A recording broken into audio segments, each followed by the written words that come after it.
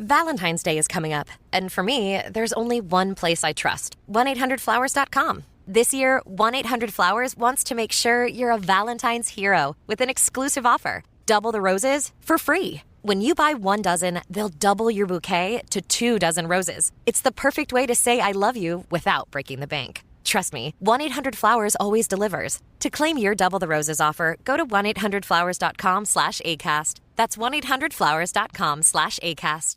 Hi, I'm Raj Punjabi from HuffPost. And I'm Noah Michelson, also from HuffPost. And we're the hosts of Am I Doing It Wrong?, a new podcast that explores the all-too-human anxieties we have about trying to get our lives right. Each week on the podcast, Raj and I pick a new topic that we want to understand better and bring a guest expert on to talk us through how to get it right. And we're talking like legit, credible experts. Doctors, PhDs, all-around superheroes. From HuffPost and ACAST Studios, check out Am I Doing It Wrong? Wherever you get your podcasts.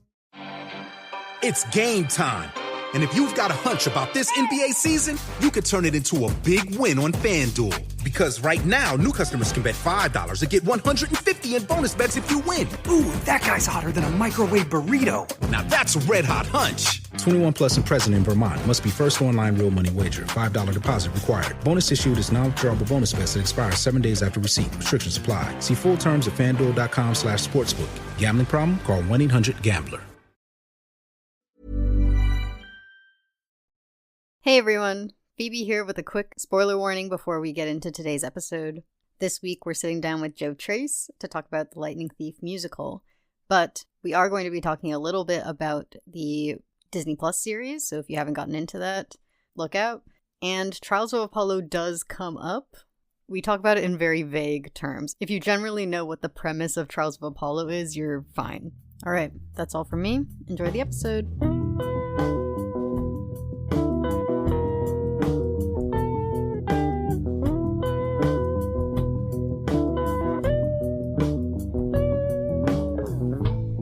Everyone, welcome to Monster Donut, a literary and historical deep dive into the Percy Jackson series and all of its following spin-offs. I'm Emily, a classic scholar-ish. And I'm Phoebe, a dramaturg and story consultant. And today we've brought back a very special guest to continue our discussion of the Lightning Thief musical. It is book writer Joe Tracz. Welcome back, Joe. Hi, it's great to be back. Thanks for having me. First of all, congrats on wrapping season 2 production of One Piece. That's huge. Thank you. Yeah. So it's definitely been a huge. I just spent 8 months in Cape Town last year filming, and we're in post-production now. I have to ask, how are the ships doing? My friends, the ships from Black Sails. How are they? It's so crazy, like how Percy Jackson adjacent it is, just because of the Percy Jackson Black Sails connection. That like literally we film scenes in like the what people call the Black Sails Beach. You know, if anyone watches One Piece, I'm sure obviously the ships have all been given like crazy One Piece designs. So there's like, you know, a bulldog's head on one or a duck's head on the other. But like, you know, they're essentially the same ships from Black Sails, some of the same sets from Black Sails, through an anime prism. But is there an emotionally fraught sword fight coupled with flashbacks to two characters teaching them each other how to sword fight? That is the no. I'm sure you can't even. Yeah. I mean, honestly, it's an anime, so yeah, that's definitely in the wheelhouse. But no, it was very fun to go from a Percy Jackson season 1 to One Piece season 2, just because the personnel through the John and Dan connection just makes them feel like sister shows in such a huge way. Yeah. Not to mention also, One Piece is a pirate show on the water, and season 2 of Percy Jackson is, kind of has some water. Yeah, so in your way, you got your Sea of Monsters experience. Exactly. Yeah. Yeah. Well, we were sad to see that you would not be joining Sea of Monsters season of Percy Jackson, but congrats again on that. That's huge. Thank you. I'm so excited to get to watch the second season as a fan. Yeah, but you have not left behind your work in Percy Jackson. No, I flew from One Piece production to London for the premiere of the Lightning Thief London premiere. We got a chance to go as well to see. We got invited out to press night, and it was amazing. We loved it so much. Yeah, I'm so happy. Good. I'm glad you guys got to see it. I mean, we generally want to talk about the musical overall, because we talked a bit about the musical the last time you were here, because we're just huge theater fans, so we can't not ask you questions about it. But we also, because we just came off seeing this new production, also we really want to dig into that too, just because it's so nice to see the show, I feel like, finally get the version that it wanted to be on Broadway. Yeah, I mean, look, like the fun thing about theater and why I just always love going back to theater is that a show can be done in so many different ways. You watch a film or TV show and that's like, that's it. That's the definitive version. That's that version of that show or movie. But, every time a theater piece gets done, it can be redone. It can be reinvented. There can be new, it can be as bold or reimagining or as faithful as the creative team wants it to be. So this was, obviously, the show has been licensed for a while now. So, Rob and I have always sort of kept tabs on, we get to see videos or photos from all the various licensed productions around the world. But this is the first time that he and I have been actively involved in a production that wasn't that original TheaterWorks production that, grew into the off-Broadway and national tour and Broadway production. So it was for us a chance to sort of like have a few years away, think about what we learned, think about what we might want to change, and get to go back with a fantastic new creative team to just, try and mix some things up. Would you mind talking us through a little bit, like what coming back to this material was like and how that process went? Yeah, I mean, much like Percy at the beginning of each book in the series, like coming back to the Lightning Thief musical always feels like coming home. It's just like a show that just has been around for so many versions of my life. Since I started writing it, I got married, I started a family, I started a career in TV. It's like every time I come back, there's been huge life changes. So it's just like really like, it's always just like emotional to go back to it because it is like going back to summer camp again. But yeah, we since we ran on Broadway, we'd always wanted to go to London. Rob has done a lot in London. I had a great experience with my show Be More Chill in London. And so that was always the sort of like next dream for us. And it's just a matter of waiting for the right sort of opportunity, the right team to come along. And luckily it did. And we're still enjoying having the show still running somewhere in the world. Yeah. So when you were digging back into this script, can you tell us about what some of the first sort of changes, first additions that were proposed? Like what was the immediate, let's try this in this new version? Yeah. I mean, I think Rob had always wanted to give Clarice a verse in the campfire song, just because the only reason she didn't originally was like the way at some point in some rehearsal, the way the show was structured, it was like just after the capture the flag, which it still is, but it kind of felt like we're like, oh, well, she probably would be celebrating with everybody. She'd be like pissed. And then the actress playing her was also playing someone else. So it's like just a matter of like this like little production logistics that it didn't happen. But then it always felt like, well, like, she's one of our major characters. We love Clarice. We would love to like get in her head a little bit more. So I think that was something that always like lived with us. And if we ever had a chance to dive back in, we'd want to give her a verse. And like Rob like went away and like immediately and like literally probably like an hour wrote a really great, like funny and heartbreaking verse for her that when he showed it to me, I was like, no, obviously this has to be in. And then obviously we'd released, an album of cut songs. Lightning Thief Musical notoriously has many cut songs. And, one of the songs that it just felt like it was, if we're going to do the show again, we should do something different. We should like mix things up. And we were talking about what cut song to do. And I think even though maybe our first impulse was pick a side, just because like, as I've talked about always wanting to have that scene back at camp where you see the campers starting to like, align with their godly parents. It was a thing that I tried to get a musical, the thing that I remember pitching for the TV show. It's just something that like always has lived in the back of my brain is like, when you don't have to be in Percy's perspective all the time, it'd be nice to see what's going on back at camp. So I think for like, maybe like a hot second, we like floated, pick a side, but I think we felt like something we just wanted to keep giving ourselves permission to do was to emotionally deepen the characters, because anytime they did get to open up and like sort of sing their hearts out, you felt like you unlocked a new level in the show. You got closer and the show became less of a sort of a thrill ride and more of it's, showing its bruised emo heart. So Try just became the song that it felt the logical choice to put in. And it was just a matter of figuring out where it wanted to go, which was, its own issue to solve. Were there any contenders for other places to put it when you were first talking about it? I mean, the thing that I think the reason the song probably never made it in the first place is the song, as Rob originally wrote it, had the perspective of Percy and Annabeth and Grover have already bonded as a trio, which does sort of limit the places it could go because, of course, the second act starts, they're on the quest, they're at odds with each other. We have multiple songs where they're just basically at each other's throats. So, if in that version of the song, as Rob originally conceived it, it kind of had to go like post-Dry, but pre-Underworld. But you already had so much going on then. It felt like, having a long song there, felt like it sort of, you just kind of wanted to get going with the action. It felt like the place to put it then, where it sort of had we were sort of most open, was the top of the second act, which had always been just sort of like, the act begins and you're like, crazy stuff's happening. Look everywhere at once.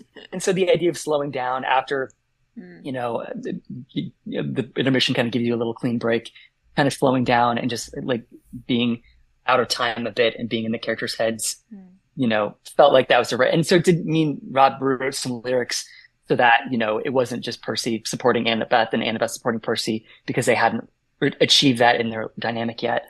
But the thing we ended up doing then is we put a reprise of Try in the place that we'd sort of looked at pre-Underworld, post-Drive, so we could still have that moment where we see the trio supporting each other, which is something that I think we'd all really loved from the initial lyrics of the song. Yeah, the putting Try at the beginning of Act 2 really, like, the way it frames the act with them all supporting each other, and like I loved going into that act with Try in the back of my brain as like almost like a framing device also, because you've got the reprise later on.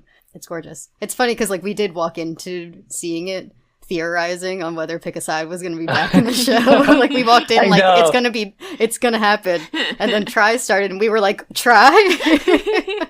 Yeah, maybe your next video. I don't know, the Japanese premiere will, I guess we've already played it. Yeah, we'll find a place. We'll find a place for Pick a Side, because, we'll just keep adding songs to the top of the second act. So, like, the second act actually has, like, 4 new songs, before you even get to, like, the bus blowing up. Yeah, the more popular the show gets. Because Rob was talking about how one of the reasons why it didn't make it in was you had to keep the runtime so tight for the musical. Yeah. So like every new stop, every new time, like it gets more and more fans. Like it grows a little bit. Like, we'll just sneak. I know it's going to have a 4-hour show. By the time it's played and everywhere around the world. I don't think anyone would complain.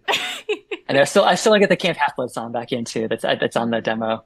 I do. They're real bangers, honestly. All the cut songs. Every time you listen through, you're like, oh man. Yeah, I know, it's fun, and we still always dream about like writing those Sea of Monster songs, writing those Titan's Curse songs. You know what? Sequels exist on Broadway. Yeah, and they're always good, and we always love them. Exactly.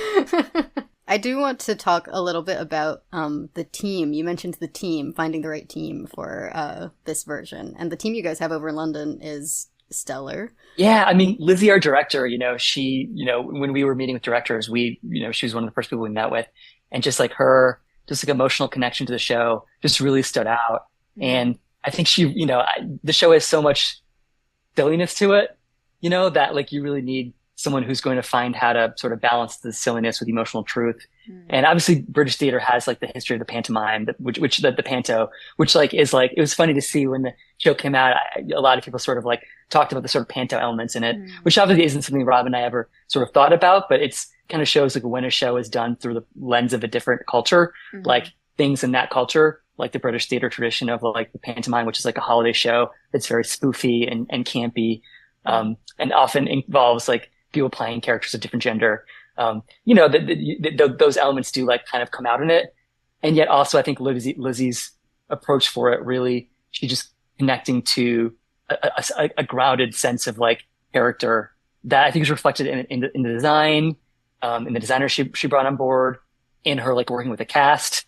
It's like finding that balance where you can have characters like Mr. D who can feel like they came out of a panto, and you can have like our trio who just like, especially even the way she costumed them, sort of like really feeling like the Gen Z kids of today. Yeah. Yeah, it was wild to see everyone in very, very modern clothes. Yeah, definitely not the 90s. Like that was like I was like Percy in baggy pants. It blew my mind. I feel like it really matched Max's energy though that he brought into Percy for me. Yeah, and Max is so great, and he was he was the first cast member we brought on to the production, and just like he is just such a like with Chris and in our American cast, like just such a specific actor who really can like feel young without playing young, and feel vulnerable while and just like an unconventional leading man. Do you have any personal favorite moments in this production? I mean, True on the Hill is like, first of all, I love Scott Fulham. Scott Fulham, who plays Grover in the London production, he played Jeremy in the London premiere of Be More Chill at the other palace where Lightning Thief premiered, and then when it transferred to the West End. And I just love Scott. I just think he's like a fantastic, just a beautiful voice, like so funny, so just like he has, he's able to capture sort of like teenage awkwardness in this like really like non-precious way. And so I was so excited when he was cast as Grover. Also just continuing the theme of like anyone who plays Grover was also had to be more chill. So, even if it's a different role. But yeah, and his, just not just his like beautiful vocals on Tree on the Hill, but the staging that Lizzie and her team did for it, where we had, just sort of beautiful silhouette work. The actual tree transformation, just gave me chills when I first saw it. And it's one of the things that you think like when Rob and I saw it, we're like, oh wow, yeah, this is like always in our dreams, a Talia tree like this. Yeah. Yeah, it was absolutely stunning, the projection work. And we also, like, the staging of it. It was so powerful. Like, I got full body chills, too, watching it. And it just, I didn't think I would see a more impactful version than when we saw the middle school version, where it was, like, actual 12-year-olds doing the flashback sequence. But this one really just hit so hard. And Scott brings something so specific and special to Grover. Yeah, yes. I was that was, I think one of my favorite, just a song I love so much, but in this production particularly was like a standout for me. Speaking of the cast, I'm also thinking about Joaquin's interpretation of Luke because it was just so much fun to me. Yeah, I think, did you guys call it the camp counselor version of Luke? Yeah. He's the camp counselor who loves his job. Yeah.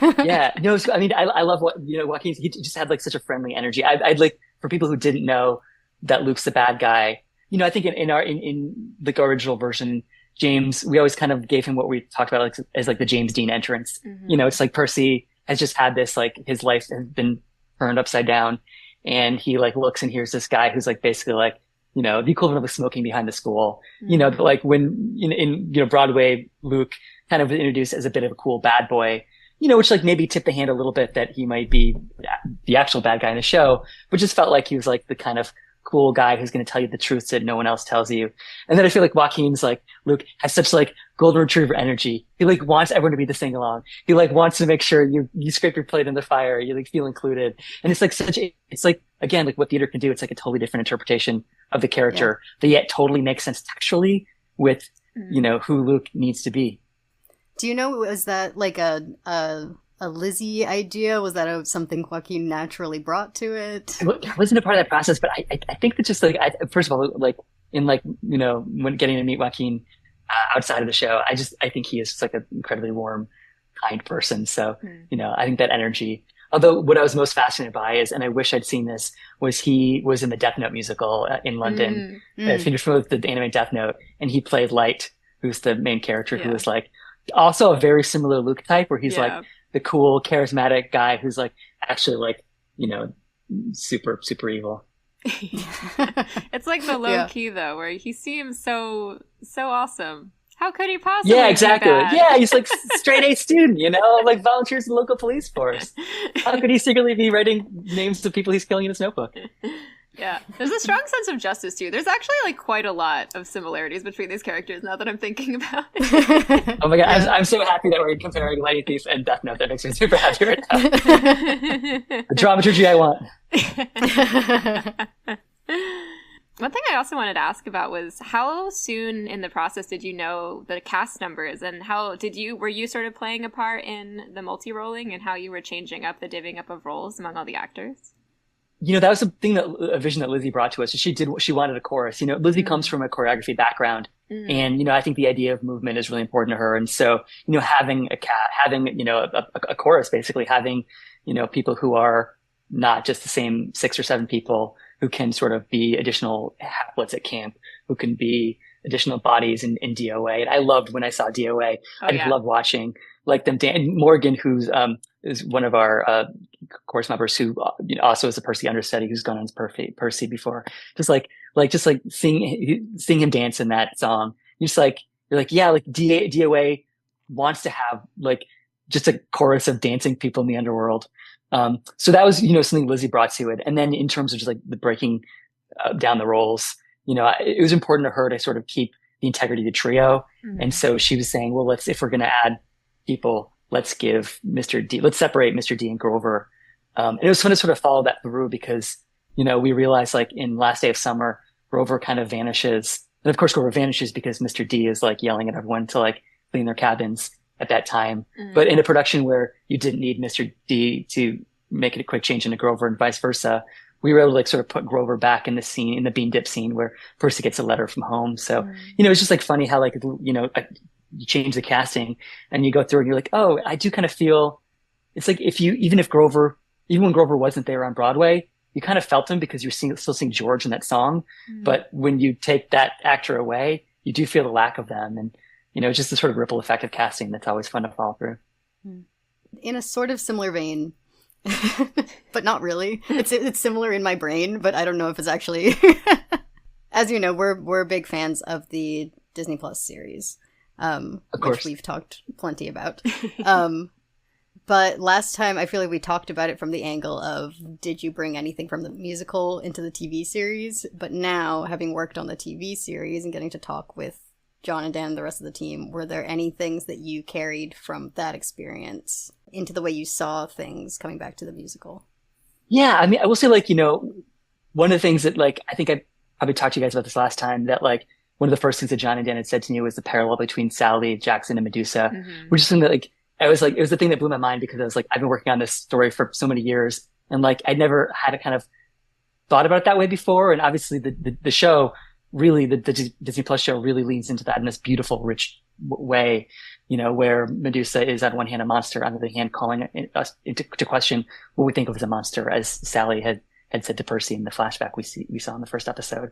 And so, while we didn't like rewrite the Medusa scene, typically I think Medusa has been a sort of, often in the previous productions, Medusa was played by a man in drag.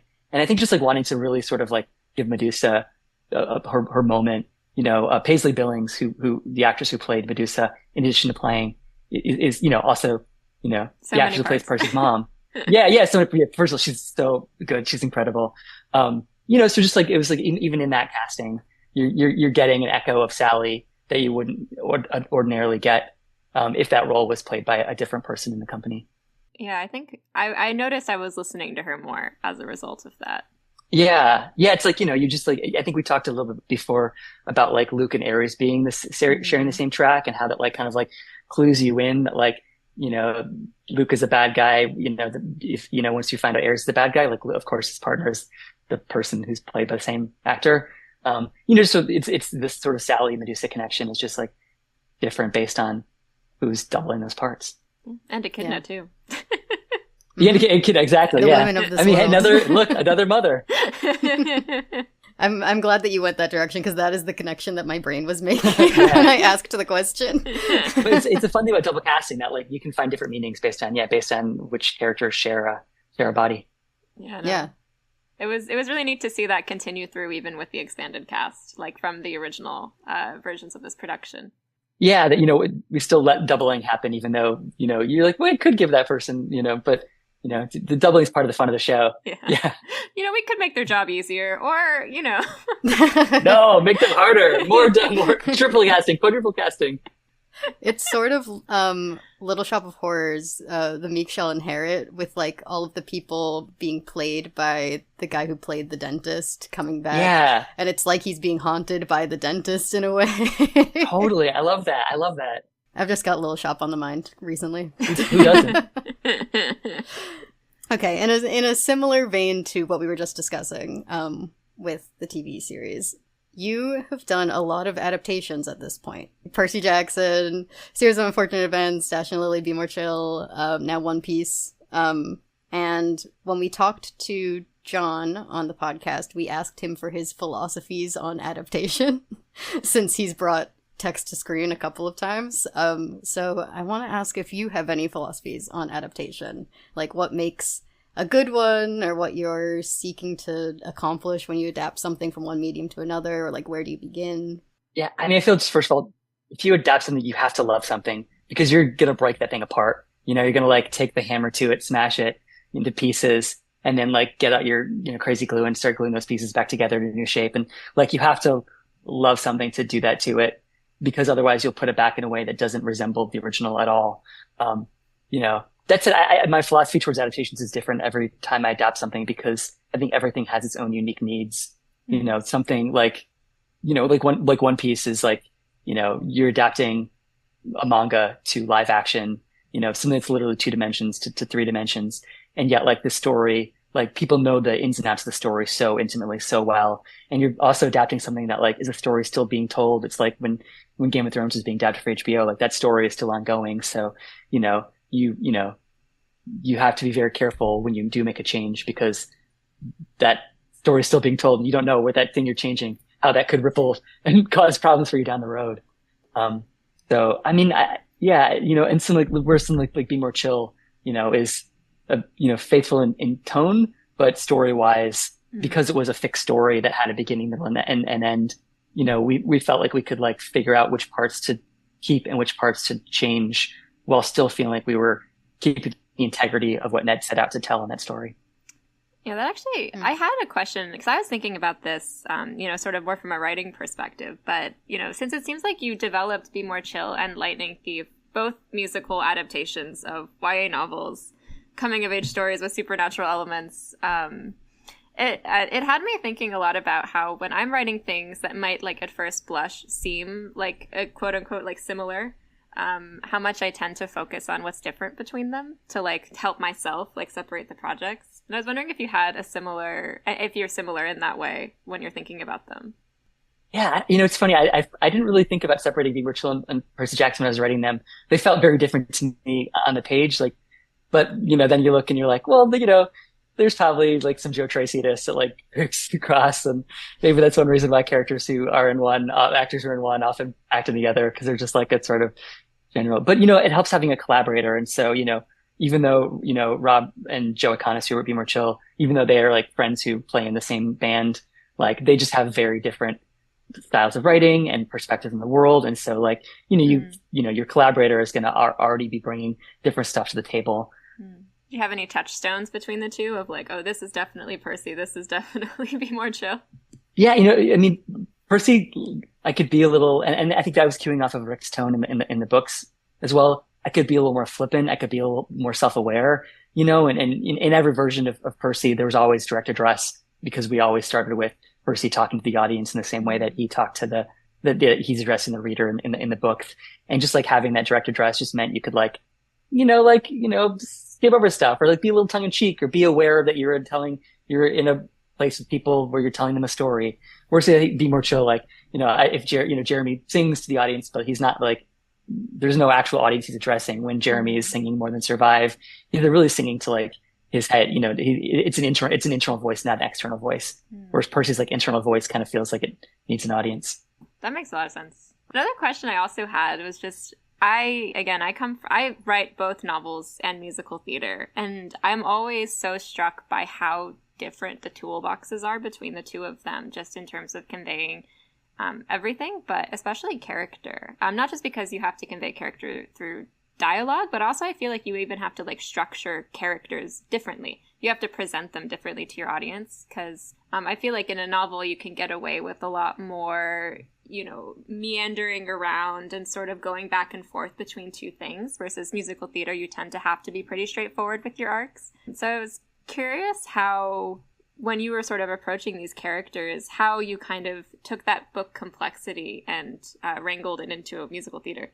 Yeah, well, first of all, I mean, I feel like I could never write a novel. My husband's writing a novel, and it's like just the freedom of possibility you have. Like, you could literally go anywhere and say anything. You take as much space or as little space as you want. Like, I need constraints. Like, be like, the show's got to be 2 hours, 15-minute intermission. Great. Like, give me those like guideposts so I can work around them. I think like, obviously people talk about musical theaters having, a structure, or, in less charitable terms, a formula, the I Want song, the 11 o'clock number, we do have a sense of like the arc of a musical. And so, that is so different from the arc of a novel.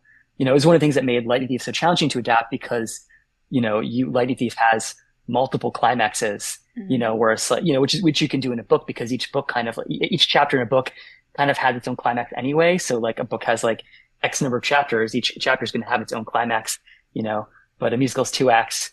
You want to have one climax. And, I think kind of wrapping our heads around, do we keep the Empire State Building? Do we, where does this fight take place? How can we I remember that was always one of the hardest things about Lightning Thief was the ending, because just the way a book structures climaxes is so different from the way a dramatic medium does. And yet you made it work. And I'm still like thinking about it now. I'm sitting like, how did they do that? That's wild. Yeah, it's, the thing, no one has ever been like, where's the Empire State Building? When that's like one of the biggest things. It's literally like on the cover of the books and like the posters for the movie. And yeah, that was, I think, the one thing that we felt like we couldn't figure out a way to accommodate. And, so we, just set it on the beach in Montauk instead. Yeah, that's funny. I've never even thought about that. Yeah. It's like one of the biggest, most memorable things, like literally the trailer for the first Percy Jackson movie, which is like obviously maybe not known for its accuracy, but like that trailer was still had the button pressing, getting the elevator and opening up to Olympus. Yeah, tricked us all into thinking it was going to be accurate. Remember that? Yeah. You would think. It reminds me of we just did a workshop of a show I wrote over the summer, and there was one like particular problem with the ending we had for so long, and then finally people stopped asking questions about it, and I was like, oh my god, they stopped asking. We did it. Yeah, exactly. Like when you stop getting that note, it's great. You did it. You fooled them. Were there any characters that were particularly hard to or easy to bring to the stage? Like, was there anything that lent itself immediately to putting it on stage? Yeah, I mean, Percy's voice, I do think like Percy's voice is the closest to my own voice. And maybe as a voice that like I just fall back on too much in my writing. Certainly after writing Percy, I kept finding I like would in other things write characters who spoke in Percy speak. He just has such a distinct sense of humor, point of view, way of phrasing his one-liners. But who's hard? I mean, I think Luke was hard because, and it's why it's been so fun to see two very different versions of Luke, because he has to hide so much that like Percy can have no subtext. In fact, Percy in the Lightning Musical frequently just shouts the subtext, makes a text, says exactly what he's feeling. Whereas Luke is concealing, he's using subterfuge, he's saying the opposite of what he actually believes, or he's saying what he believes in a way that doesn't give you the whole picture of what he's actually trying to accomplish. So I think he was always the hardest character to adapt. And I have to credit Rob, because Last Day of Summer, I feel like when Rob wrote that song, Luke's character really snapped into view, and then it was easier to kind of go back and track what we needed of Luke to get to that incredible, heartbreaking, devastating song. Was it a similar experience trying to bring the same characters to the screen, or was it, someone else was easy, someone else was hard?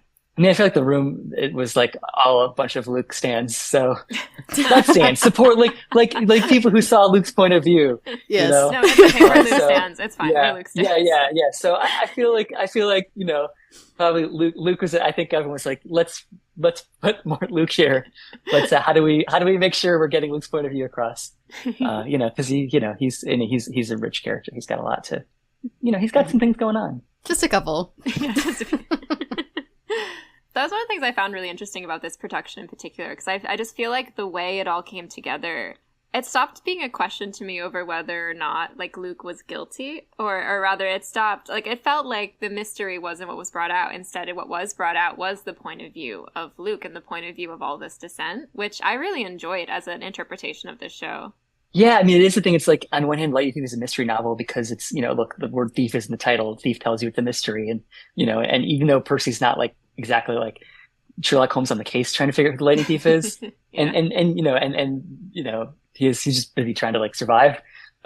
That question, the resolution of that question provides a resolution of the book when Percy finds out who the Lightning Thief is. That's the real climax of the book. But yeah, there is a world where if you take away, and certainly for fans who go see the musical, it's not a mystery to them. They read the book. They saw the Disney Plus series. They know Luke's not to be trusted. And so then it's about how do you service that audience who knows where Luke is coming from. You don't have to hide so much from them. You can make sure Luke's lines are playing on that level as well. We found it so interesting how, without changing them, they did like take on completely different meanings a lot of the time in the show. There were moments where like we would hear a Luke line and we thought that it belonged to a different character and then was given to Luke for this production. And then realized that no, it was just like delivered in such a different way that it made the line feel like we had never heard it before. Yeah, I was, Scott Fullen's delivery of after the Poseidon meeting and they're getting back to camp, and he says, as your official protector, allow me to officially escort you back to camp, and you're conscious this time. Like, it was always like, certainly the way I wrote it and the way I'd always seen it before was like, sort of, it was a punchline, a joke, and you're conscious this time. But like, Scott played the heartbreak of it. Like, oh my God, I'm actually finally doing something right. I'm actually, making up for Talia and making up for your mom. And like he found the pain in that line. And I was like, that is the fun of theater. That is like one line. I thought it was a joke when I wrote it, and he like turned it into like a way to break my heart. Yeah. Yeah. That was, I think Phoebe said this when we left the theater. She was saying she could really feel the weight of the past in this production. Yeah, especially coming from Grover. And I think it's partially because of the addition of Try, because of Grover's verse in Try. Yeah, I mean, it does, like, it's interesting how like adding that new verse does sort of make you see the second act differently, because you just have a window inside everybody. Like in the, previous version, My Grand Plan is the first time you're really getting a window into Annabeth, and it's not until Tree on the Hill, which is, super late in the second act, that you get a window into Grover. But yeah, kind of setting the act with Try does mean that you're watching that second act with a sense of these are people with real vulnerabilities, even besides Percy, who's already shared that with the audience. So you mentioned Scott's line, but were there any others? And this can be at any stage of development of this show, from like the way beginning through the London production. But are there any like line deliveries that were something that completely blew you away, that you never would have anticipated but really love, that stick with you?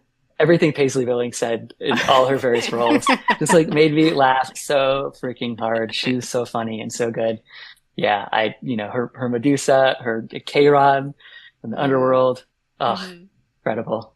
Yeah, she was an incredible performer. We loved seeing her. Yeah. I do have a question written here that, because we have time, I want to ask it. Yeah, of course. It's unrelated to the musical or the show. It's literally just me being self-indulgent. Have you read through all of the books to date? Like, how caught up are you? Oh, I haven't read the Nico book yet, which I'm super excited to read.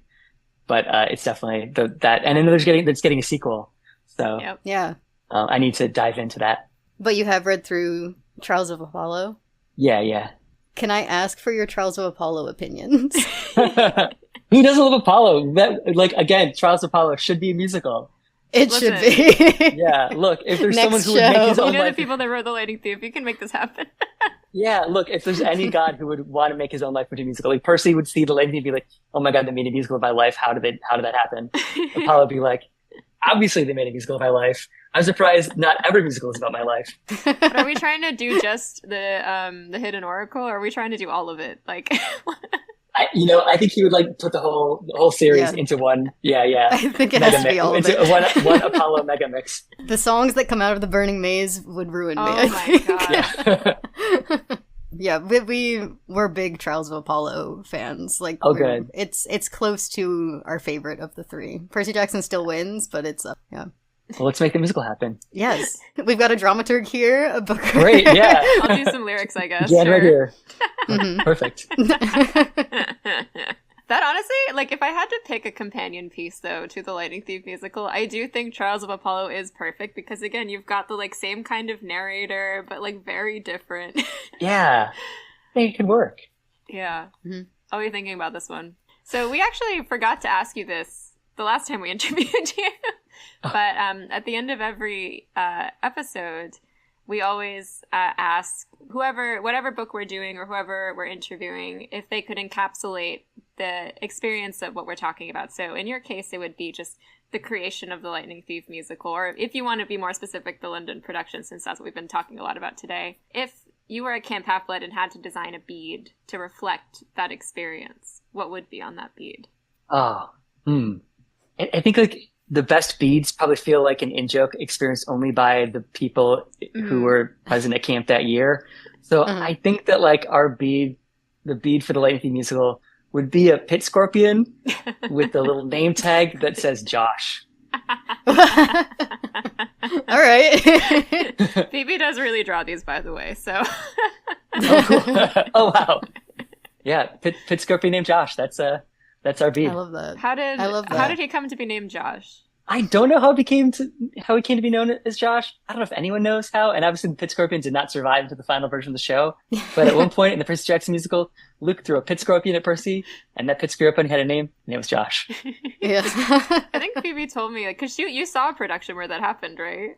I have seen basically every production that you guys have worked on, including the like one act versions. And that was the Pit Scorpion version. Pre backbiter. Yeah. I think all the time about him just like throwing the scorpion. A totally invisible, no actual prop being thrown, just literally going, Pit Scorpion! I think he actually said Pit Scorpion. Did he say Pit Scorpion, not Scorpion? I'm pretty sure, look, the back row, you gotta make sure people know what he's throwing, Right. Pit Scorpion!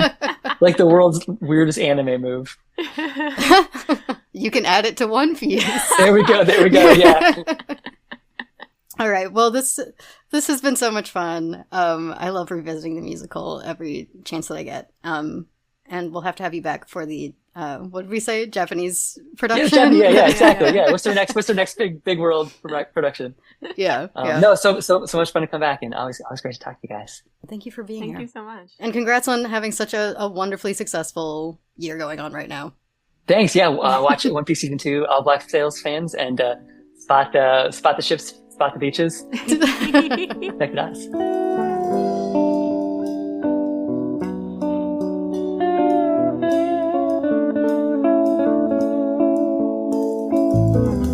Thank you all for listening to Monster Donut. Thank you, Joe, for joining us. Thank you, Joe.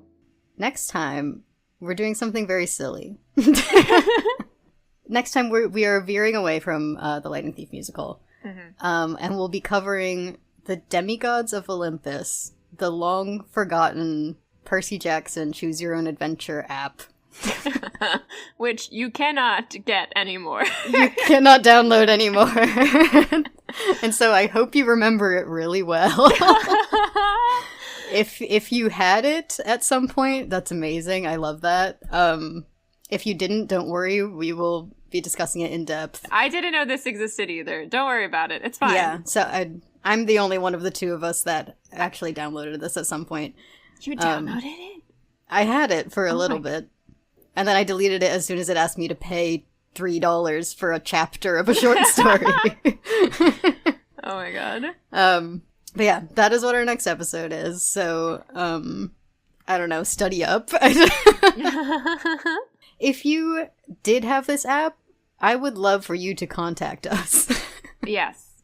At PJOPod on Twitter, Instagram, and TikTok, or emailing us at monsterdonutpodcast@gmail.com. Our Blue Sky. Or on Blue Sky. We're on Blue Sky now. Yeah, PJOPod, however the Blue Sky URLs go, .bluesky something. Because I just want to know if anyone else remembers this. Every time I tell anyone about it, they're like, the what?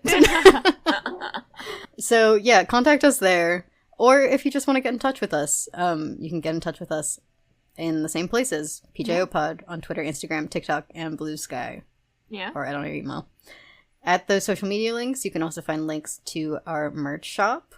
It's monsterdonut.redbubble.com. We're also eventually doing a Reorder and Roast wrap-up, so if you have any questions about the Lightning Thief musical or anything else we have talked about on this podcast so far, please do not hesitate to contact us with those either. We are collecting a pile of them to answer once we finish covering everything, which will be pretty soon. Because once we cover the app, we've only got a handful of materials left until we're on to the Kane Chronicles, which is also what we are going to be doing after we finish our PJO content, for those wondering. And Emily still needs to order her giant Amazon list of Egyptian mythology, history, and hieroglyphics books. So if you'd like to fund Emily purchasing if you'd like to fund Emily's research, you can join us on Patreon. But if you'd like to support us in a non-monetary way, it always helps to rate us wherever you're listening to this podcast right now and review us and share it with your friends. Leave any comments if you have anything to say. We love hearing from y'all. But if you are supporting monetarily Emily's textbook needs, thank you to our patrons. Latino Kaya, Patty VCK, Bethany from Public Works, Sydney Fox, Joke, Reina Avila Ramirez Ariano, Ethan Not Nakamura, Kels, Mason Bowman, Casey Cassidy, Fizzy Cat, Natalia, Melissa Rounds, Brittad, Bones of a Carrot, Alana, Pamela Ion, The Kid on Her Own, Grace Hunker, Mana Monshin, Calamity, Eddie Burns, Sarah Brown, Colby Redfern, Iz, and May. Thank you all very much. Thank you. We appreciate you deeply. More content coming at you soon. We are also going to be uploading much more regularly. Yeah, just so everyone is aware of what the schedule is. Like, this is us getting back into posting every 2 weeks, hopefully. Thank you for your patience while we had a lot going on, but we're getting back to it. Great. I guess that's it. Thank you all for listening. Goodbye. Bye.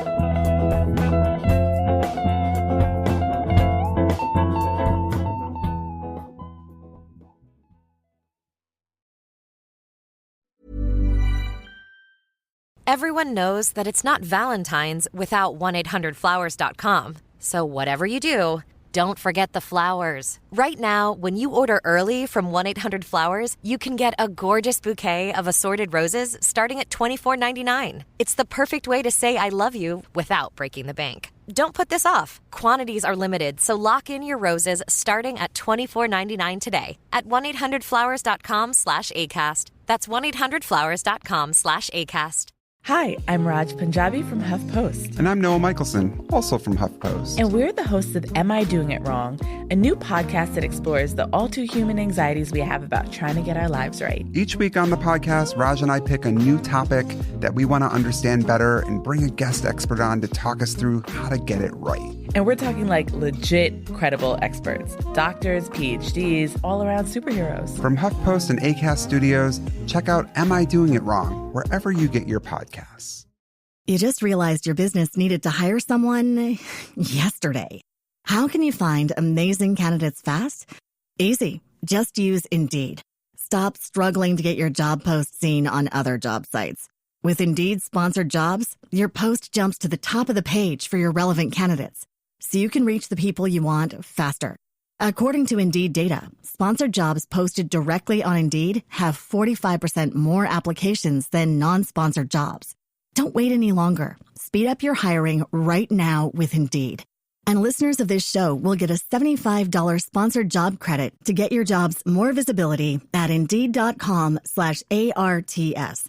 Just go to Indeed.com/ARTS right now and support our show by saying you heard about Indeed on this podcast. Terms and conditions apply. Hiring? Indeed is all you need.